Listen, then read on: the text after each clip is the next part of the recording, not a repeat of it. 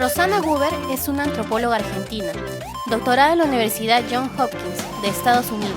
Desarrolla su carrera docente en la Universidad Nacional de Córdoba o la Universidad Nacional de San Martín, ambas en Argentina. Actualmente dirige el Centro de Antropología Social del IDES desde 1994. Los principales estudios de Huber se centran en el nacionalismo e historia de la antropología argentina, especialmente la Guerra de las Malvinas, y por otro lado, el trabajo de campo etnográfico, la observación participante y la memoria social. Huber es conocida a nivel internacional por El Salvaje Metropolitano, un manual de trabajo de campo antropológico. Entre otras de sus obras, destacan Etnografía, Método Campo y Reflexividad, del año 2000. En este libro, Rosana Huber muestra un trabajo de campo antropológico y etnográfico desde una perspectiva reflexiva, ya que se mira la experiencia y la vivencia que la autora tuvo desde diferentes panoramas para poder llevar a cabo este buen análisis. La autora da su punto de vista, donde ve la etnografía como una orientación, un método con base en la experiencia del investigador y los investigados, y desde una concepción y práctica de conocimiento, busca comprender los fenómenos sociales desde la perspectiva de sus miembros, entendidos como actores, agentes o sujetos sociales.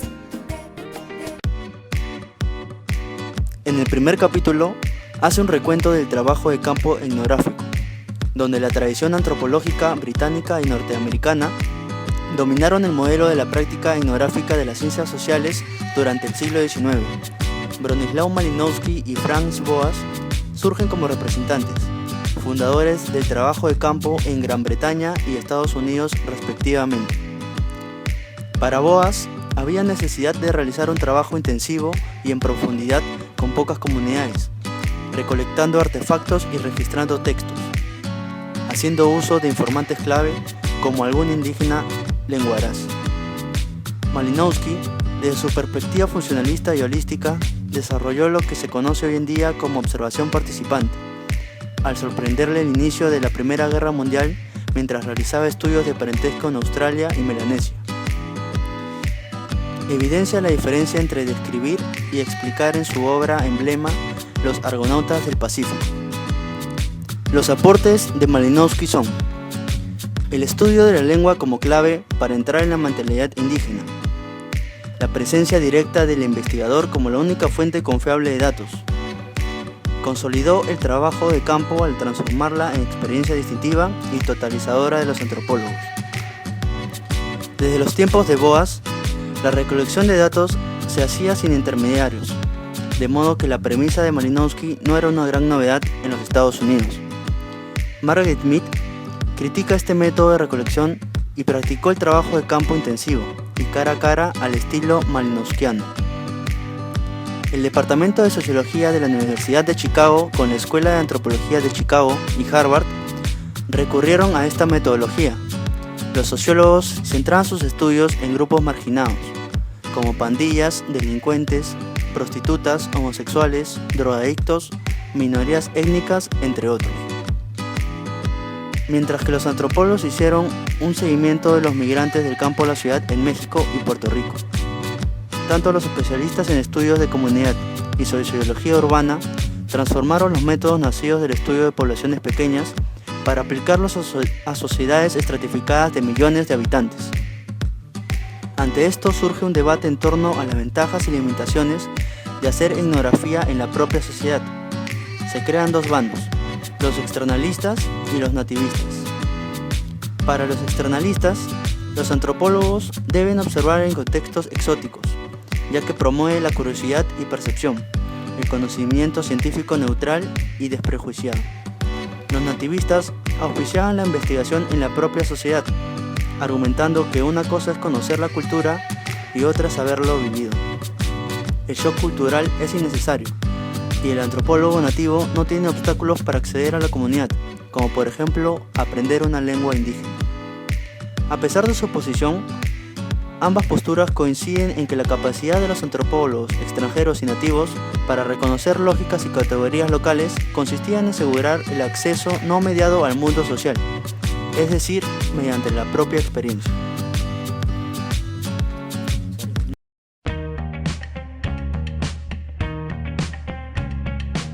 En el tercer capítulo, la observación participante es la técnica de obtención de información del trabajo de campo etnográfico. Se caracteriza por su ambigüedad, la cual es su cualidad distintiva.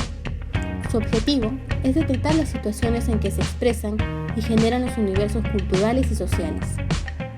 La experiencia y testificación del investigador son la fuente de conocimiento del etnógrafo. Él está allí. La observación participante consiste en dos actividades: observar todo lo que acontece en torno y participar de las actividades de la población, desempeñarse como lo hacen los nativos, comportarse como un miembro de la comunidad. La participación es entonces la experiencia vivida por el investigador. De acuerdo con los enfoques positivistas, al investigador se le presenta una disyuntiva entre observar y participar. Cuanto más participa, menos registra, y cuanto más registra, menos participa. Estas son dos formas de acceso a la información, una externa y otra interna. Pero entre solo participar u observar, ni el investigador puede integrarse a la comunidad como uno más, ni su presencia puede ser tan externa para no afectar el comportamiento de los demás. Según las ideas positivistas, la observación externa garantiza la objetividad científica. Esta tendería a evitar distorsiones. El investigador positivista prefiere entonces observar que fundirse con ellos. Este limita su rol a observar. Solo a través de la observación directa era posible dar fe de los distintos aspectos de la vida social. De acuerdo con perspectivas naturalistas, no es posible estudiar los fenómenos de manera externa, pues más allá de su apariencia física, cada gesto, cada acto cobra sentido, y el único medio para acceder a estos significados es la vivencia.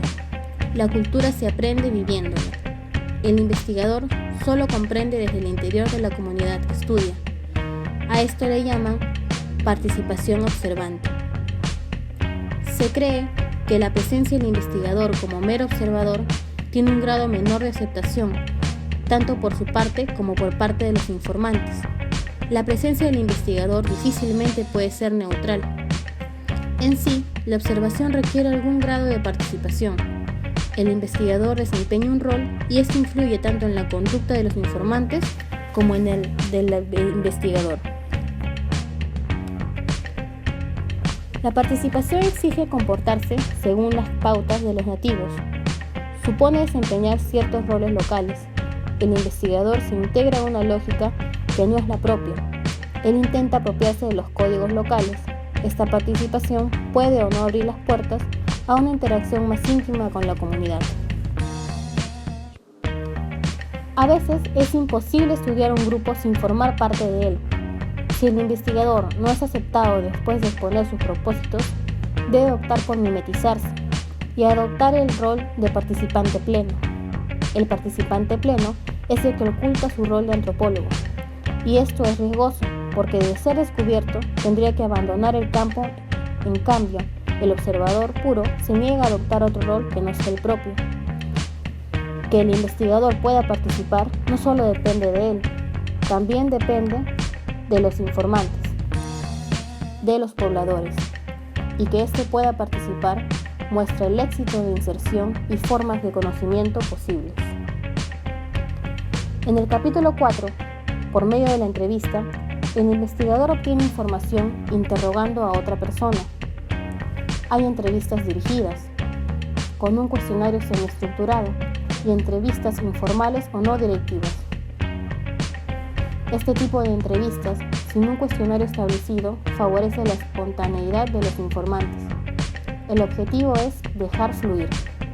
A partir de ellos se obtienen conceptos experienciales, cómo ellos viven, y de esta forma el investigador accede a su universo cultural. En las entrevistas informales, el investigador tiene algunas preguntas que son solo provisorias, como guías, que puede usar o no según le sea conveniente. Los informantes revelan sus prioridades, revelan sus problemas que perciben desde su universo cultural. El investigador aprende a acompañar al informante por los caminos de su lógica. Se prepara para identificar los contextos. Esta entrevista sirve para descubrir preguntas, para construir los marcos de referencia importantes para llegar a conocer los sentidos locales. El investigador debe promover la locuacidad del informante con breves interrupciones para que fluya la libre asociación de ideas. Se puede recurrir a las preguntas anzuelo. Se trata de dar estratégicamente puntos de vista erróneos o contrarios a lo que dice el informante para que éste enfatice su argumento. También puede recurrir a las preguntas hipotéticas, la cual consiste en poner al informante en una situación imaginaria para que se produzcan otras respuestas. En este tipo de entrevistas, todo es negociable. El objetivo en el trayecto de la entrevista es seguir abriendo caminos, pero en determinada dirección, y si desea profundizar en lo que le interesa. También es importante el lugar de encuentro. Es conveniente que el informante decida el lugar en donde se sienta más cómodo. Y por último, también es importante la duración de la entrevista, para no cansar al informante, ni abusar de su tiempo y disposición, ya que éste puede optar por responder por compromiso, solo para sacarse de encima al investigador y cierra las puertas para una próxima entrevista. El tiempo se negocia y se construye recíprocamente, pero, dentro de todo, cada investigador puede manejar sus entrevistas según sus propios criterios, y esto lo aprende en el trato cotidiano a lo largo de su trabajo de campo. Hay varias formas de registro. La primera forma se da en el transcurso de la entrevista. En este caso, las modalidades más habituales son el uso del grabador y las notas escritas. Un ejemplo es el uso del grabador y los efectos que producen en los informantes y el investigador. En relación al investigador, el grabador asegura una fidelidad casi total de lo que se verbaliza, porque un grabador no registra movimientos, gestos, artefactos materiales ni relaciones entre personas. En relación al informante, la grabación combina un efecto total de fidelidad con otro de inhibición, retinencia o temor. Otro ejemplo es el registro escrito simultáneo en plena entrevista. Esta puede estorbar al informante en la medida que le recuerda permanentemente que está siendo observado. Una segunda forma de registro es cuando el investigador también puede realizar el registro posteriormente de la entrevista. Un ejemplo es el uso del grabador. Grabar los encuentros exige también una posterior desgrabación, lo que provoca la transformación de un proceso reflexivo en una mera recolección o captación empirista de los hechos. Las formas de registro dependen de varios factores que atañen a la investigación, al marco teórico y metodológico del investigador y a la situación de entrevistas y observaciones. Al fin y al cabo, las vías para registrar información son parte de la reflexibilidad del investigador y del informante, en el marco de una relación social y, por lo tanto, solo parte del conocimiento. Los usos de distintas herramientas generan distintos efectos particulares en la interacción.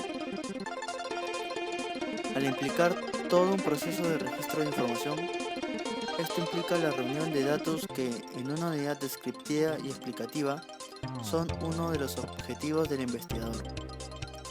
Los datos que se reúnen pueden ser observables y audibles, esto es, lo que proceden de la observación y las verbalizaciones. Los observables son obtenidos directamente por el investigador, y al registrar estos, es frecuente caer en adjetivaciones, que abrevian la labor descriptiva del investigador. Los verbalizados van en relación a las referencias de los informantes sobre alguna actividad o suceso no atestiguado por el investigador. En conclusión, a lo largo de estas páginas, hemos intentado reafirmar la noción de que debe considerarse como parte del trabajo de campo todo cuanto ocurre en el campo y aún fuera de él, con los informantes, reales y potenciales, y con el investigador. De manera que cualquier hecho o enunciado, por ínfimo que parezca, puede aportar datos, echar nueva luz acerca de algunas cuestiones o bien suscitar otras preguntas. Muchas gracias por su atención. Es así como concluimos nuestro video. Esperamos que les haya gustado.